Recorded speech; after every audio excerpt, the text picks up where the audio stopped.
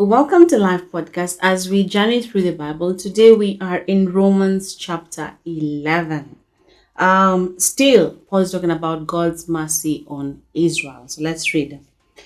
Verse 1, it says, I ask then, has God rejected his own people, the nation of Israel?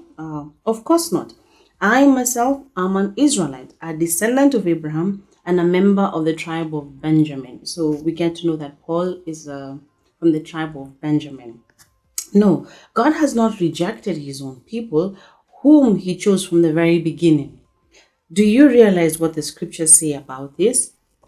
Elijah the prophet complained to God about the people of Israel and said, Lord, they have killed your prophets and torn down your altars. I am the only one left, and now they're trying to kill me. And the Life Application Bible Study gives an in-depth explanation here of verse 2, and it says, God chose the Jews, his own people, to be the people through whom the rest of the world could find salvation. But this did not mean the entire Jewish nation could be saved. Only those who are faithful to God were considered true Jews. We are saved through faith in Christ, not because we are part of a nation, a religion, or family. On whom or on what are you depending for salvation? So let's continue. Now we're in verse 4. And do you remember God's reply when Elijah asked that? He said, no, I have 7,000 others who have not bowed down to Baal. This is in reference to Elijah after he had been on the mountain and he called fire from heaven, and Jezebel, who wanted to kill all the prophets of Jehovah. And only Elijah thought that he was the only one. But God here is telling him, no, I have 7,000 others who have not bowed down to Baal.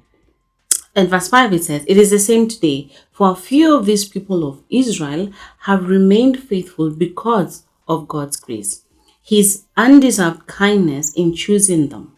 And since it is through God's kindness, then it is not by their good works. For in that case, God's grace would not be what it really is, free and undeserved.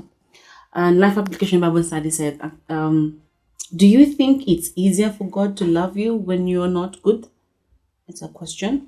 Do you secretly suspect that God chose you because you deserved it? Do you think some people's behavior is so bad that God couldn't possibly save them? If you ever think this way, you don't entirely understand that salvation is by grace, a free gift. It cannot be earned in whole or in part. It can only be accepted with thankfulness and praise. And let's continue. Verse 7, it says, so this is the situation. Most of the people of Israel have not found the favor of God they are looking for so earnestly. Only a few have, the ones God has chosen. But the hearts of the rest were hardened. As the scriptures say, God has put them into a deep sleep. To this day, he has shut their eyes so they do not see, and closed their ears so they do not hear. And we find this in Isaiah 29 verse 10. Likewise, David said, let their bountiful table become a snare, a trap that makes them think all is well. Let their blessing cause them to stumble, and let them get what they deserve. Let their eyes go blind so they cannot see, and let their backs be bent forever. This we find in Psalm 69 verse 22 to 23. Verse 11, it says, did God's people stumble and fall beyond recovery? Of course not. Yes, they were disobedient, so God made salvation available to the Gentiles. But he wanted his own people to become jealous and claim it for themselves. Now, if the Gentiles were enriched because the people of Israel turned down God's offer of salvation, think how much greater a blessing the world will share when they finally accept it. This is the nation of Israel. I am saying all this especially for you Gentiles, God has appointed me as the apostle to the Gentiles, and we saw that in the book of Acts. I stress this, for I want somehow to make the people of Israel jealous of what you Gentiles have, so I might save some of them. For since their rejection meant that God offered salvation to the rest of the world, their acceptance will be even more wonderful. It will be life for those who were dead. What does Paul mean? Let's read a life application Bible study. It says, Paul was appointed as an apostle to the Gentiles. He reminded his Jewish brothers and sisters of this fact, hoping that they too would want to be saved. The Jews rejected God's offer, and thus Gentiles were being offered salvation. But when a Jew comes to Christ, there is great rejoicing, as if a dead person had come back to life. So that is what Paul is referencing to when he says it will be life for those who were dead. And since Abraham and the other patriarchs were holy, their descendants will also be holy, just as the entire batch of dough is holy, because the portion given as an offering is holy. For if the roots of the tree are holy, the branches too will be. But some of these branches from Abraham's tree, some of the people of Israel, have been broken off. And you Gentiles, who were branches from a wild olive tree, have been grafted in. So now you also receive the blessing God has promised Abraham and his children, sharing in the rich nourishment from the root of God's special olive tree. So the Gentiles have been grafted into God's tree. But you must not brag about being grafted in to replace the branches that were broken off. You are just a branch, not a root. Well, you may say, those branches were broken off to make room for me. Yes, but remember, those branches were broken off because they didn't believe in Christ. And you are there because you do believe.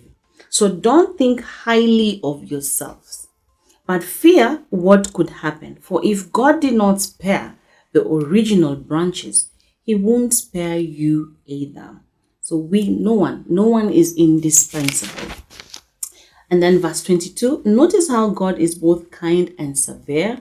He is severe towards those who disobey, but kind to you if you continue to trust in his kindness. But if you stop trusting, you will also be cut off. And if the people of Israel turn from their unbelief, they will be grafted in again. So God will take them back. For God has the power to graft them back into the tree. You by nature were a branch cut off from wild olive tree. He's talking about the Gentiles. So if God was willing to do something contrary to nature by grafting you into his cultivated tree, he will be far more eager to graft the original branches back into the tree where they belong. So there is room for the Jews to come back because they are God's chosen people. Then from verse 21, it says, 25, I want you to understand this mystery, dear brothers and sisters, so that you will not feel proud about yourselves.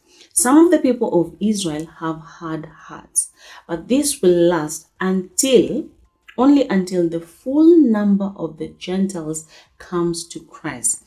And so all Israel will be saved. So God knows the full number of the Gentiles who will come to him. And yes, Israel will be saved because it is a nation specifically chosen by God. The one, as the scriptures say, the one who rescues will come from Jerusalem, and he will turn Israel away from ungodliness. And this is my covenant with them, that I will take away their sins. And we read this in Isaiah 59, verse 20 to 21.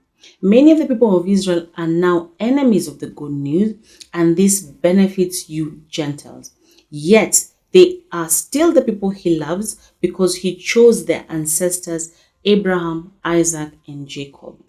For God's gift and his call can never be withdrawn. Another version, it says, the giftings and callings of God are irrevocable. He cannot take them away. Once you Gentiles were rebels against God, but when the people of Israel rebelled against him, God was merciful to you instead. Now they are the rebels, and God's mercy has come to you so that they too will share in God's mercy, for God has imprisoned everyone in disobedience so he could have mercy on everyone. Oh, how great are God's riches and wisdom and knowledge! How impossible it is for us to understand his decisions and his ways. And in the final verses, for who can know the Lord's thoughts? Who knows enough to give him advice? No one. And who knows and who has given him so much that he needs to pay back? Absolutely no one.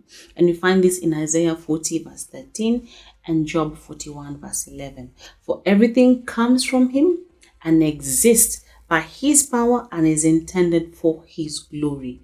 All glory to him forever. So everything comes from God and we all exist by his power and everything is intended for the glory of God.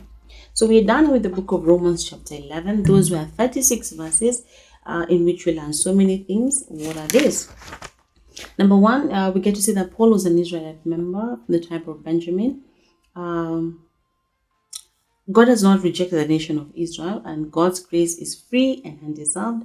The Israelites, yes, were disobedient, and salvation was also made available to the Gentiles. Paul was appointed as an apostle to the Gentiles. The Gentiles were grafted into God's tree and have received the blessings God has promised Abraham and his children. But we should not allow pride to rule in our hearts.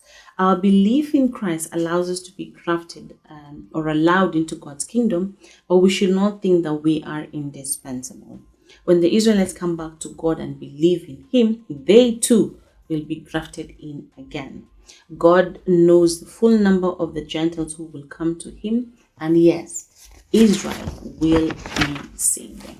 And then finally, the gifts and callings of God are irrevocable. He will not take it away. God's riches, wisdom, and knowledge are great, and it is impossible for us to understand his ways and his decisions because everything comes from God and everything exists by his power and for his glory. We're done with Romans 11. I will see you again tomorrow as we tackle Romans chapter 12. God bless you.